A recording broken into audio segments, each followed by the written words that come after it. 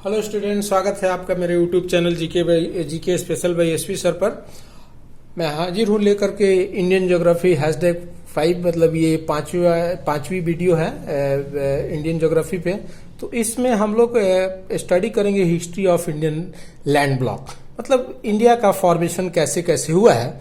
तो इसमें देखिएगा पेंजिया जो टर्म का उल्लेख आएगा, एक विशाल जो है महाद्वीप था, फिर गोंडवाना लैंड भी एक उसी का पार्ट बना बाद में, फिर तेथिस सागर, ये सब टर्म जो है इसमें चर्चा। तो इन्हीं तीनों के संदर्भ में भारत के भूखंड के इतिहास को हम लोग देखेंगे। तो भारत को मेनली हम 3 भाग में बांटते हैं। इसका जो सबसे पुराना हिस्सा है उसको बोलते हैं पेनिनसुलर प्लेटू, प्रायद्वीपीय भारत। जो प्रायद्वीपीय पठार है ये जो है पेंजिया और गोंडवाना लैंड का पार्ट रहा है, और इसकी उम्र जो है 3.7 बिलियन ईयर्स पहले का जो है ये है। तो ये सबसे पुराना भूखंड है प्रायद्वीपीय पठार, ऐसे भी आपको ये देख सकते हैं। फिर दूसरा जो पुराना हिस्सा है वो जो है, जैसे आप सुने होंगे इंडिया में रेंज है, काराकोरम रेंज है, ट्रांस हिमालयन रेंज है, फिर ग्रेटर हिमालयन रेंज है, फिर लेसर हिमालयन रेंज है, फिर शिवालिक रेंज है। तो ये सब जो है, या पूर्वांचल रेंज है।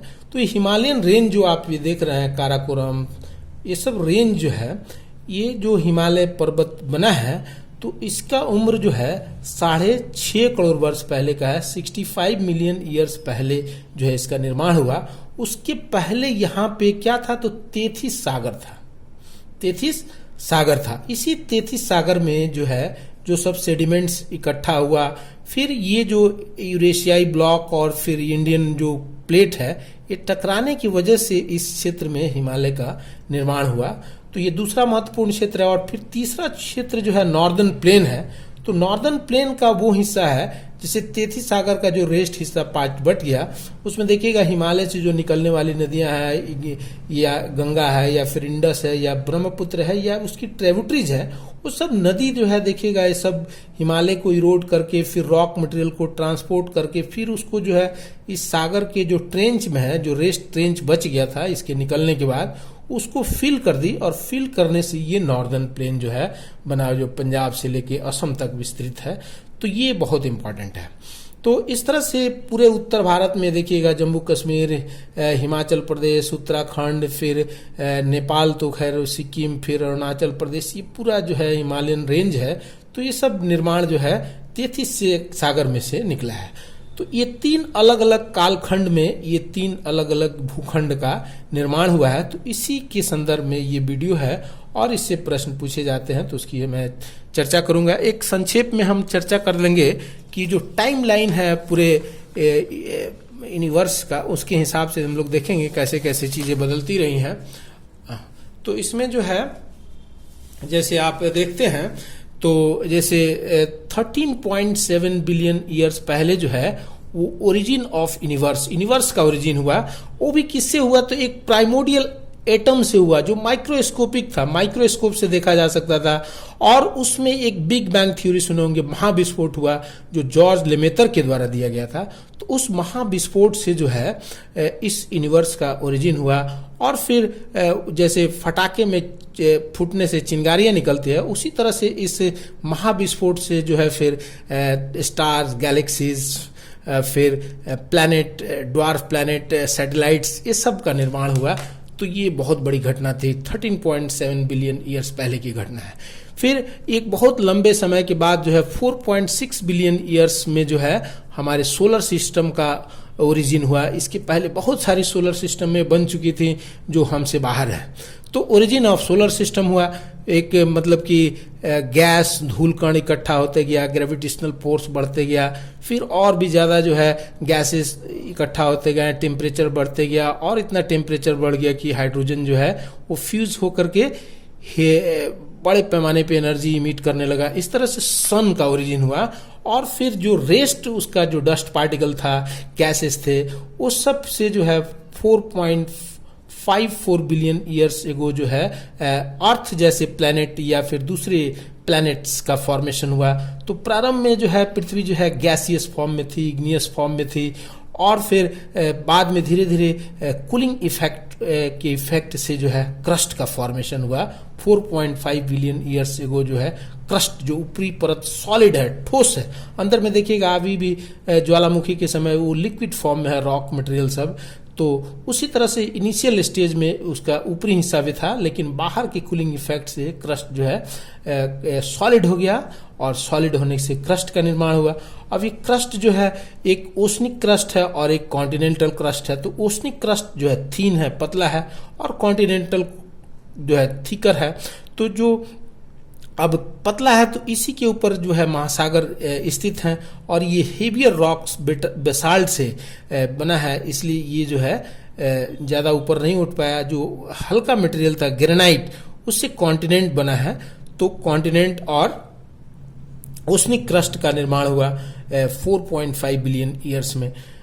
लेकिन ओशियन का निर्माण नहीं हुआ। ओशन का निर्माण कब हुआ? तो 3.8 बिलियन ईयर्स एगो जो है फॉर्मेशन हुआ ओशियन का।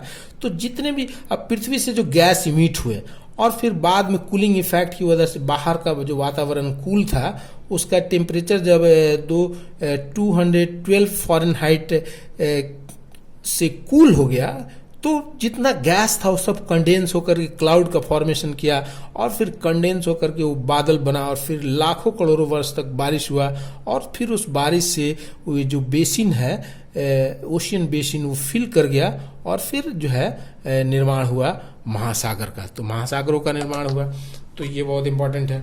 फिर उसी तरह से जो है फिर नेक्स्ट जो है अब निर्माण हुआ। फिर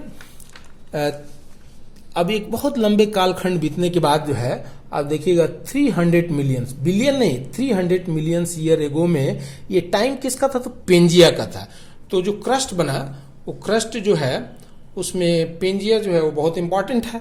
तो पेंजिया का टाइम था अबाउट 300 मिलियन ईयर्स एगो जो है अर्थ हैव डिड नॉट 7 कॉन्टिनेंट, वो 7 महाद्वीप में नहीं बटा हुआ था उस समय, बल्कि एक सिंगल लैंड मास था जिसको बोलते थे सुपर कॉन्टिनेंट, और उसी को कहा जाता था पेंजिया, और which was surrounded by a single ocean called Panthalassa, और फिर उसके चारों तरफ जो महासागर स्थित था वो उसको बोलते थे पेंथालसा। तो ये पेंजिया पेंथालसा आपको जानना चाहिए। और फिर यही पेंजिया जो है बाद में क्या कर गया, ये इसका 200 मिलियन ईयर्स में जो है उसका ब्रेकअप हो गया। इसका नॉर्थ पार्ट जो है वो कहलाया लॉरेशिया और या अंगारा लैंड, और साउथ पार्ट जो है कहलाया गोंडवाना लैंड, साउथ हिस्सा, और दोनों के बीच में तेथिस सागर जो है वो आ गया। तो इस तरह से तेथिस सागर बीच में लहराने लगा, और फिर इधर की नदी ये सब इरोड करके डिपोजिट कर रही थी सेडिमेंट्स, फिर इधर से वो सब सेडिमेंट डिपोजिशन हो रहा था। फिर वही डिपोजिशन सब जो है जब टकराया तो फिर हिमालय का निर्माण हुआ। तो फिर ये जो है अब बाद में ये तेथिस सागर के दक्षिण में जो गोंडवाना लैंड था ये बढ़ गया तो साउथ अमेरिका, फिर अफ्रीका, फिर अंटार्कटिका, फिर ऑस्ट्रेलिया, और फिर प्रायद्वीपीय भारत जो है ये इधर आ गया। तो इसकी वजह से ये जो है तेथिस सागर समाप्त हो गया, और फिर यहाँ जो है हिमालय का फॉर्मेशन हुआ। तो इस तरह से 200 मिलियन वर्ष पहले जो है ब्रेकअप हो गया था पेंजिया का 2 भाग में। नॉर्दर्न जो ब्लॉक था वो लॉरेशिया या अंगारा लैंड कहलाता था, और सदर्न ब्लॉक जो है गोंडवाना लैंड, और बीच में जो है तेथिस सागर। तो जो है अब इसमें जो है अब देखिएगा कि 2000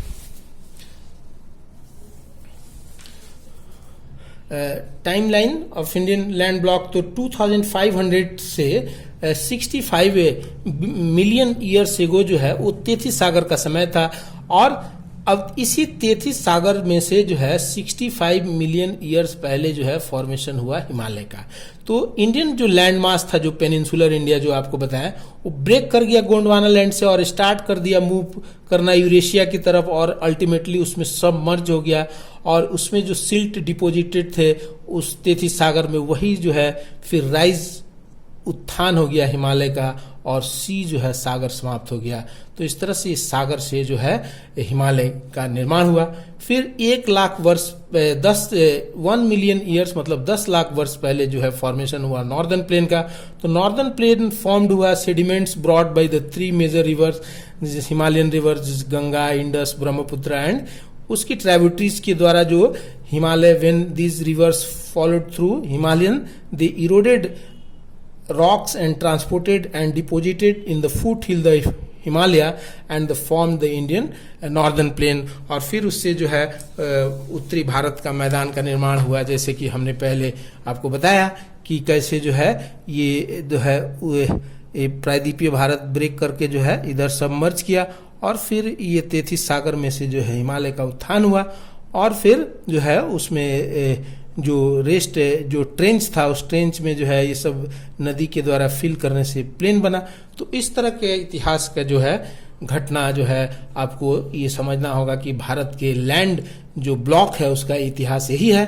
तो 3 मेजर पार्ट है इसकी, अलग अलग समय में इसका फॉर्मेशन हुआ है।